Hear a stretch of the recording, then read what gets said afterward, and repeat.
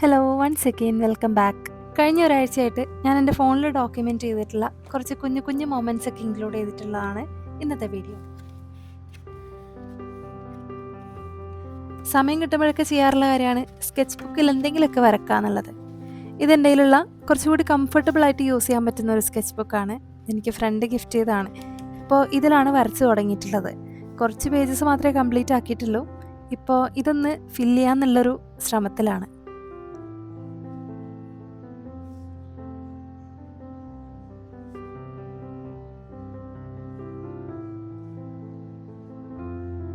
വലിയ തിരക്കില്ലാത്ത ദിവസമായതുകൊണ്ട് തന്നെ രാവിലെ കുറച്ചധികം നേരം തന്നെ ഇരുന്നു വരക്കാനായിട്ട്.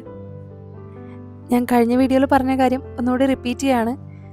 ആർട്ട് ഇഷ്ടപ്പെടുന്ന ബിഗിനേഴ്സ് ആയിട്ടുള്ളവർക്ക് ഈ ഒരു ശീലം നല്ലതായിരിക്കും. വരക്കാനായിട്ട് കൈ നല്ലപോലെ വഴങ്ങിക്കിട്ടാനും ക്രിയേറ്റിവിറ്റി നല്ലോണം ഇമ്പ്രൂവ് ആവാനും ഈ ഒരു ശീലം നല്ലോണം ഹെൽപ്പ് ചെയ്യും. ഞാനൊരു കുഞ്ഞു വാട്ടർ കളർ പെയിൻറ്റിംഗ് ആണ് ചെയ്തിട്ടുള്ളത്. ഒരു പോസിറ്റീവായിട്ടുള്ള കോട്ടൊക്കെ എഴുതി കൊടുത്തിട്ട് എനിക്കിഷ്ടമുള്ള കളേഴ്സൊക്കെയും അതിൽ ഫില്ല് ചെയ്ത് കൊടുക്കാനും നോക്കിയിട്ടുണ്ട്. കുറേ നാളായിട്ട് പഠിച്ചെടുക്കണം എന്ന് വിചാരിക്കുന്ന ഒരു കാര്യമാണ് ക്ലേ വെച്ചിട്ടുള്ള സ്കൾപ്റ്റിംഗ്. ഈ ദിവസം ഞാൻ എന്തായാലും അതിന് സമയം കണ്ടെത്താമെന്ന് വിചാരിച്ചു. ചിലപ്പോൾ അത് ഫ്ലോപ്പായി പോകുമായിരിക്കും, പക്ഷെ എന്നാലും ഒരു ട്രൈ ഇട്ട് നോക്കണം, ഒന്ന് ശ്രമിച്ച് നോക്കണം എന്നുണ്ടായിരുന്നു. പിന്നെ ക്ലേയിൽ കുറച്ച് പ്രാക്ടീസ് ചെയ്യാം. ക്ലേയിൽ വർക്ക് ചെയ്യുക എന്ന് പറയുന്നതും ഭയങ്കര സാറ്റിസ്ഫൈങ് ആയിട്ടുള്ള ഒരു പ്രോസസ്സാണ്. ഞാനിപ്പോൾ ഈ ചെയ്തുകൊണ്ടിരിക്കുന്നത് വർക്ക് ചെയ്യാനുള്ളൊരു ടേബിൾ സെറ്റ് ചെയ്യുന്നതാണ്. എൻ്റെ റൂമിൽ ഡയറക്റ്റ് സൺലൈറ്റ് കിട്ടുന്നത് ഈ ഒരു ഏരിയയിലേക്ക് മാത്രമാണ്. അതുകൊണ്ട് തന്നെ പോർട്ടബിൾ ആയിട്ടുള്ള ഒരു ടേബിൾ അവിടെ കൊണ്ടുവന്നിട്ടിട്ട് അവിടെ വർക്ക് ചെയ്യാം എന്ന് വിചാരിച്ചിട്ടാണ് ഈ സെറ്റ് ചെയ്യുന്നത്. ക്ലേയിൽ വർക്ക് ചെയ്യുമ്പോൾ എന്തായാലും ചെയ്തിരിക്കേണ്ട ഒരു കാര്യമാണ് കയ്യിലുള്ള നഖങ്ങൾ വെട്ടിക്കളയാന്നുള്ളത്. അല്ലെങ്കിൽ ക്ലേയിൽ സ്മൂത്ത് ആയിട്ടുള്ള ടെക്സ്ചർ കൊണ്ടുവരേണ്ട സമയത്ത് ഈ നഖം അവിടെ ഇവിടെയും കുത്തിയിട്ട് അതിൽ നല്ല പോലെ മാർക്സ് വരാൻ ചാൻസ് ഉണ്ട്. അപ്പോൾ അതുകൊണ്ട് ഇത് നീറ്റായിട്ട് വെട്ടിക്കളയുന്നതായിരിക്കും നമുക്ക് വർക്ക് ചെയ്യാൻ കുറച്ചും കൂടി കംഫർട്ടബിൾ. അതുമാത്രമല്ല, ഇത് ക്ലേയിൽ നമ്മൾ ഇങ്ങനെ കൈ വെച്ചിട്ട് ചെയ്യുമ്പം നഖത്തിൻ്റെ ഇടയിലൊക്കെ കുടുങ്ങിക്കിടക്കാൻ ചാൻസ് ഉണ്ട്. അപ്പോൾ അതുകൊണ്ട് തന്നെ നഖം വെട്ടിക്കളയുന്നതായിരിക്കും എത്രയും നല്ലത്. ഈ എടുക്കുന്ന പ്ലാസ്റ്റിക് കവറിനകത്തുള്ളത് 10 kg വെയിറ്റ് വരുന്ന ക്ലേ ആണ്. ഈ യൂസ് ചെയ്യാൻ പോകുന്നത് നാച്ചുറൽ ക്ലേ ആണ്. ഞാൻ നോർമലി 2 ടൈപ്പ് ഓഫ് ക്ലേ ആണ് യൂസ് ചെയ്യാറ്. നാച്ചുറൽ ക്ലേയും പിന്നെ എയർ ഡ്രൈ ക്ലേ ആണ് ഞാൻ കൂടുതലും യൂസ് ചെയ്യാറുള്ളത്. ഇതിപ്പോൾ സ്കൾപ്റ്റിംഗ് ചെയ്യുന്നതുകൊണ്ടാണ് ഞാൻ നാച്ചുറൽ ക്ലേ യൂസ് ചെയ്യുന്നത്. ഇത് വെച്ചിട്ടൊന്ന് പരീക്ഷിച്ച് നോക്കാം എന്ന് വിചാരിച്ചിട്ടാണ്. ഈ ക്ലേ ഞാൻ വാങ്ങിയത് UAE തന്നെയുള്ള ലോക്കൽ സ്റ്റോറിൽ നിന്നാണ്. മെസ്കോ എന്നാണ് ഞാൻ വാങ്ങിയിട്ടുള്ള ആ ഒരു സ്റ്റേഷനറി സ്റ്റോറിൻ്റെ പേര്. നല്ല സോഫ്റ്റ് ആയിട്ടുള്ള ക്ലേ ആണ്, യൂസ് ചെയ്യാനും നല്ല കംഫർട്ടബിൾ ആണ്. ഞാനിതിലിങ്ങനെ പ്രസ് ചെയ്ത് കാണിക്കുമ്പോൾ തന്നെ നിങ്ങൾക്ക് അതിൻ്റെ സോഫ്റ്റ്നെസ് മനസ്സിലാവുന്നുണ്ടാവും. ഈ ക്ലേൻ്റെ ഇത് വലിയ പാക്കറ്റ് ആയതുകൊണ്ട് ഞാൻ എടുക്കാനുള്ള എളുപ്പത്തിനായിട്ട് ഇതുപോലത്തെ എയർ ടൈറ്റ് ആയിട്ടുള്ള കണ്ടെയ്നേഴ്സിലേക്കാണ് സ്റ്റോർ ചെയ്ത് വെക്കാറ്. അതിൽ തീരുന്നതിനനുസരിച്ചിട്ട് അതിലേക്ക് റീഫിൽ ചെയ്ത് കൊടുക്കാറാണ് ചെയ്യുന്നത്.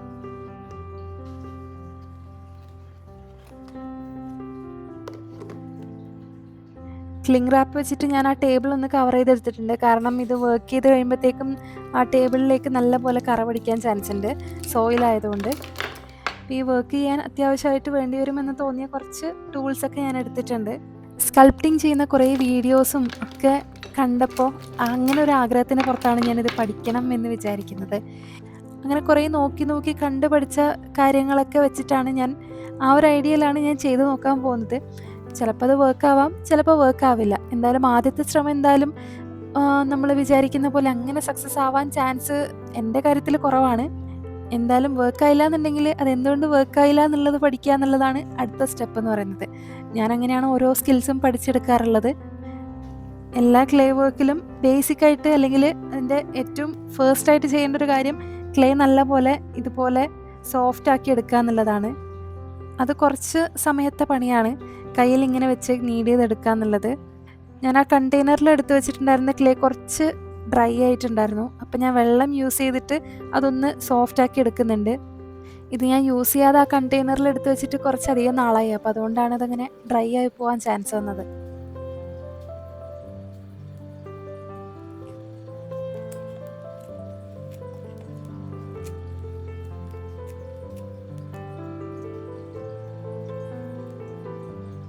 ഈ പരിപാടി എന്തായാലും കൈക്ക് നല്ലൊരു എക്സസൈസ് ആണെന്നുള്ളത് ഇത് കാണുമ്പോൾ നിങ്ങൾക്ക് മനസ്സിലാവും. ഞാൻ ഈ ചെയ്യാൻ ഉദ്ദേശിക്കുന്ന സംഭവം എന്താ വെച്ചെങ്കിൽ ഒരു വെണ്ണക്കണ്ണനെ ചെയ്തെടുക്കണം എന്നാണ് മനസ്സിലുള്ളത്. പക്ഷേ ഇതെങ്ങനെ തുടങ്ങും, എവിടെ തുടങ്ങും എന്നുള്ള ഒരു ഐഡിയ ഇല്ല. ഈ കാണുന്ന ഒരു ഷേപ്പ് വെച്ചിട്ടാണ് ഞാൻ തുടങ്ങിയത്. ഇതിനപ്പുറത്തേക്ക് എങ്ങനെ പോകും എന്നുള്ളത്, അല്ലെങ്കിൽ ഇതിനെങ്ങനെ ഷേപ്പാക്കി എടുക്കുന്നുള്ളത് ഒരു ഐഡിയ കിട്ടുന്നുണ്ടായിരുന്നില്ല. കുറേ നേരം അതുകൊണ്ട് ഈ ഒരു ഷേപ്പ് വെച്ചിട്ട് തന്നെ അങ്ങോട്ടും ഇങ്ങോട്ടും ഉരുട്ടി കളിക്കുന്നുണ്ട് ഞാൻ. ഈ ഒരു പ്രോസസ്സ് ഞാൻ ഡോക്യുമെൻ്റ് ചെയ്തതും ഇതിവിടെ പോസ്റ്റ് ചെയ്യുന്നതും ഒരേ ഒരു കാര്യം കൊണ്ടാണ്. ഒരു കാര്യം എളുപ്പത്തിൽ നടക്കുന്നതല്ല. നമ്മൾ വിചാരിച്ച ആ ഒരു പോയിന്റിലേക്ക് എത്തിച്ചെടുക്കുക എന്ന് പറയുന്നത് ചെറിയ ടാസ്ക് ഒന്നല്ല. അതിന് നല്ലപോലെ പ്രാക്ടീസ് വേണമെന്നുള്ളത് ഒന്ന് സ്വയം ബോധ്യപ്പെടുത്താനും, ബിഗിനേഴ്സ് ആയിട്ടുള്ള ആർട്ട് ആൻഡ് ക്രാഫ്റ്റ് ഇഷ്ടപ്പെടുന്ന ആരെങ്കിലും ഈ വീഡിയോസ് കാണുന്നുണ്ടെങ്കിൽ അവർക്കൊരു പ്രചോദനം ആവട്ടെ എന്നും കൂടി വിചാരിച്ചിട്ടാണ് ഞാൻ ഈ വീഡിയോസ് ഒക്കെയും പോസ്റ്റ് ചെയ്യുന്നതും.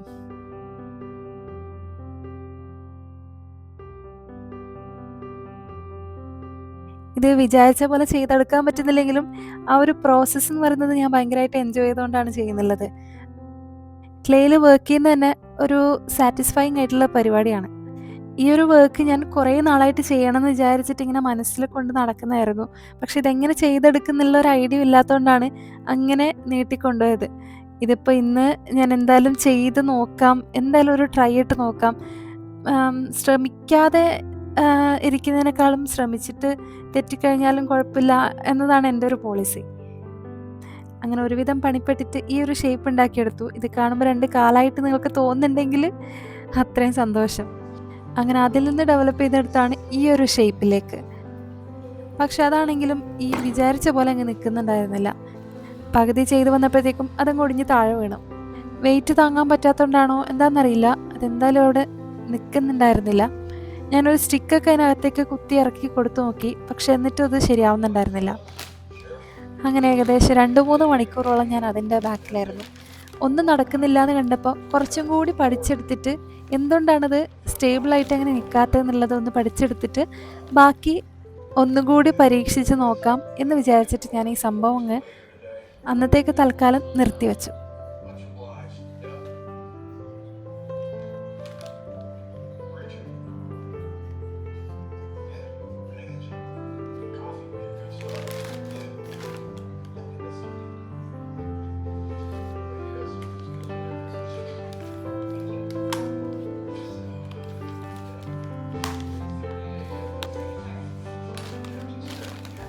ഈ ഒരു വീക്കിൽ എൻ്റെ പേജിൽ എനിക്ക് പുതിയൊരു പ്രോഡക്റ്റ് ലോഞ്ച് ചെയ്യാനുണ്ടായിരുന്നു. ഇയർ കഫ് പോലെ വരുന്ന ഒരു ജുംക്കയാണ് ഞാൻ ഡിസൈൻ ചെയ്തിട്ടുണ്ടായിരുന്നത്. ഇത് ഞാൻ കുറച്ച് ദിവസം മുന്നേ ചെയ്ത് ഡ്രൈ ആക്കി എടുത്തൊരു ക്ലേ ആണ്. ഇതിലേക്ക് ഇനി പെയിൻറ്റ് ചെയ്യാനാണ് ബാക്കിയുള്ള പണി. അപ്പോൾ അത് ഈ ആഴ്ച തന്നെ തീർത്തിട്ട് വേണം വീഡിയോസ് പോസ്റ്റ് ചെയ്യാനായിട്ട്. പുതിയ ഐഡിയാസ് എന്തെങ്കിലും മനസ്സിൽ വന്നു കഴിഞ്ഞെങ്കിൽ അത് മറക്കുന്നതിന് മുമ്പേ സ്കെച്ച് ചെയ്തിട്ടോ അല്ലെങ്കിൽ ഒന്ന് നോട്ട് ചെയ്ത് വെക്കാനോ ഒക്കെ ആയിട്ട് ഇതുപോലൊരു സ്കെച്ച് ബുക്കാണ് ഞാൻ റെഗുലറായിട്ട് യൂസ് ചെയ്യുന്നത്. ഒരു ഡിസൈൻ ചെയ്തെടുക്കുന്ന പോലെ തന്നെ ബുദ്ധിമുട്ടുള്ള കാര്യമാണ് കളർ കോമ്പിനേഷൻസ് ചൂസ് ചെയ്യുക എന്നുള്ളത്. എനിക്ക് നിർബന്ധമുള്ളൊരു കാര്യമാണ് മാക്സിമം ചെയ്യുന്ന വർക്കൊക്കെയും യുണീക്കാക്കി എടുക്കുക. അതിൽ കളർ കോമ്പിനേഷൻസൊക്കെ കുറച്ചും കൂടി ഡിഫറെൻ്റ് ആയിട്ട് ചൂസ് ചെയ്യുക എന്നുള്ളതൊക്കെ. അപ്പോൾ അതിനായിട്ട് കുറച്ചധികം ആലോചിച്ച് അല്ലെങ്കിൽ കുറച്ചധികം സമയം എടുത്തിട്ടാണ് ഓരോ വർക്കും കംപ്ലീറ്റ് ചെയ്ത് തീർക്കുക. ഈ കാര്യങ്ങളൊക്കെ ആലോചിച്ച് കണ്ടുപിടിക്കാനാണ് അത്രയും സമയം എടുക്കുന്നത്. അതൊന്ന് എന്തൊക്കെയാണെന്നുള്ളതൊരു ഐഡിയ കിട്ടിക്കഴിഞ്ഞാൽ പിന്നെ വർക്ക് കംപ്ലീറ്റ് ആയിട്ട് പെട്ടെന്ന് തന്നെ ചെയ്തു തീർക്കാൻ പറ്റും.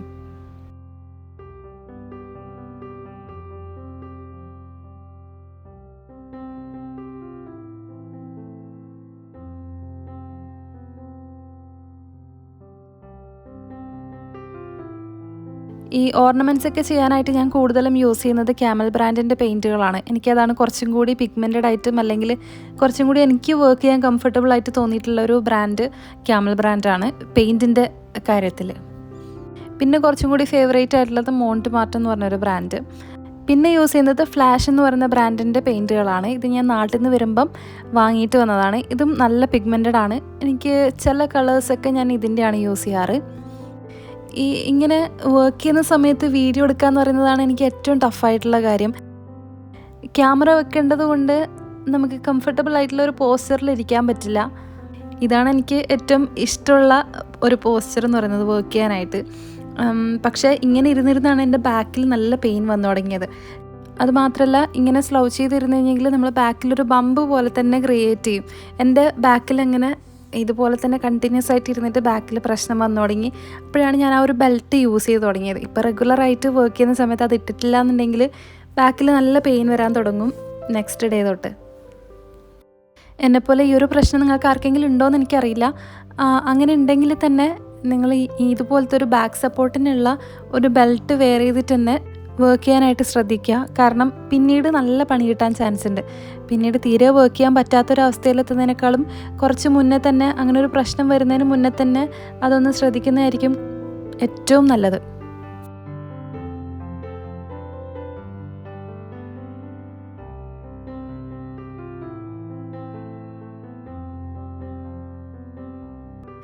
ജുംകാസിൻ്റെ താഴെ ഇങ്ങനെ തൂങ്ങിക്കിടക്കുന്ന ബീഡ്സാണ് ഇപ്പോൾ ഈ കളർ ചെയ്തുകൊണ്ടിരിക്കുന്നുള്ളത്. ഇതിനാണ് ഏറ്റവും കൂടുതൽ സമയം എടുത്തിട്ട് ചെയ്യേണ്ടി വരുന്നത്. കാരണം ഓരോ ബീഡ്സും ഇങ്ങനെ കളർ ചെയ്തിട്ട് വെക്കണം. അതിനുശേഷം അത് വാർണിഷ് ചെയ്യണം. അപ്പോൾ അങ്ങനെ ആകുമ്പോൾ കുറേ ടൈം എടുത്തിട്ട് വേണം അതൊന്ന് കംപ്ലീറ്റ് ചെയ്യാനായിട്ട്. ഓരോന്നും ഇങ്ങനെ ചെയ്തെടുക്കുമ്പോഴത്തേക്കും നല്ല ടൈം എടുക്കുന്നുണ്ട്. എൻ്റെ പേഷ്യൻസിൻ്റെ ലെവൽ എത്രയാണെന്നുള്ളത് ഇതുപോലത്തെ ഓരോ വർക്കുകൾ ചെയ്യുമ്പോൾ ഞാൻ തന്നെ ആലോചിച്ച് പോകാറുണ്ട് ചില സമയത്ത്. കാരണം ഇത്രയും ചെറിയ ചെറിയ വർക്കുകൾക്കായിട്ടാണ് കുറേ സമയം സ്പെൻഡ് ചെയ്യേണ്ടി വരുന്നത്. ഹാൻഡ് മെയ്ഡായിട്ടുള്ള വർക്ക് ചെയ്യുന്നവർക്ക് ചിലപ്പോൾ ഇത് റിലേറ്റ് ചെയ്യാൻ പറ്റിയേക്കാം. ഞാൻ ഇതുപോലത്തെ വർക്കുകളൊക്കെ ചെയ്യുമ്പം ബോറടിക്കാണ്ടിരിക്കാൻ വേണ്ടി യൂട്യൂബിലോ അല്ലെങ്കിൽ നെറ്റ്ഫ്ലിക്സിലോ എന്തെങ്കിലും മൂവിയോ അല്ലെങ്കിൽ എന്തെങ്കിലും ഇൻ്റർവ്യൂസോ അങ്ങനത്തെ എന്തെങ്കിലും കണ്ടുകൊണ്ടായിരിക്കും ഞാൻ വർക്ക് ചെയ്യാറ്. കാരണം അത് കണ്ടുകൊണ്ടിരിക്കുമ്പോൾ നമുക്ക് അത്രയും ബോറടി ഫീൽ ചെയ്യില്ല.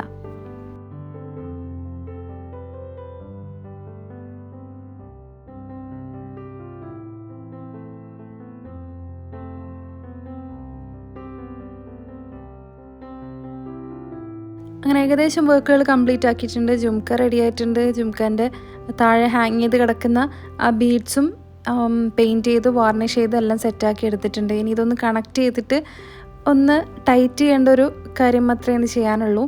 അതും കൂടി ചെയ്ത് കംപ്ലീറ്റ് ആക്കി കഴിഞ്ഞാൽ ഈ ഒരു ഇയർ കഫ് ജുംക്ക റെഡിയാവും. ഇതാണ് പെയിൻറ്റ് ചെയ്ത് വാർണിഷ് ചെയ്തെടുത്ത ഹാങ്ങിങ് ബീഡ്സ്.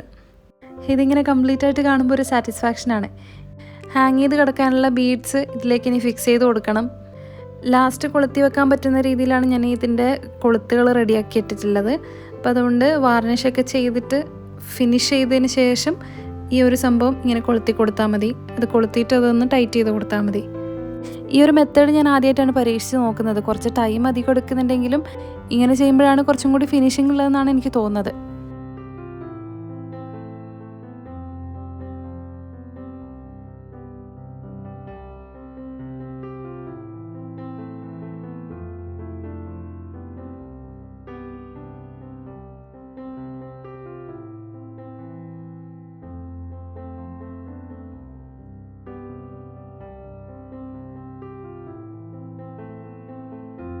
അങ്ങനെ ഈ വർക്കും കംപ്ലീറ്റ് ആയിട്ടുണ്ട്. ഇതിൻ്റെ ഫൈനൽ ഔട്ട്കം ഇതാണ്.